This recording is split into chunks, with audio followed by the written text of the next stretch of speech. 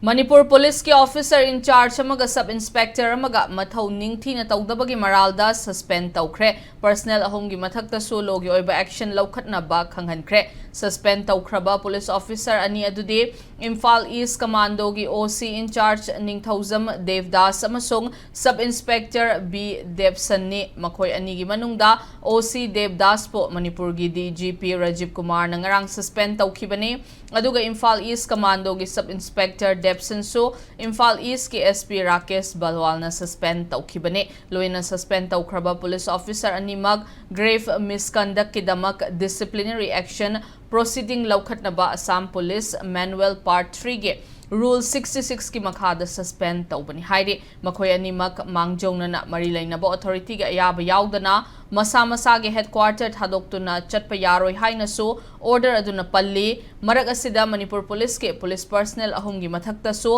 misconduct amadi mathau ningthina tawdabagi damak action lawkhatna ba Deputy Inspector General of Police Headquarter Administration ge thaugai puri ba Sorokhaibam Gautam na khangankhre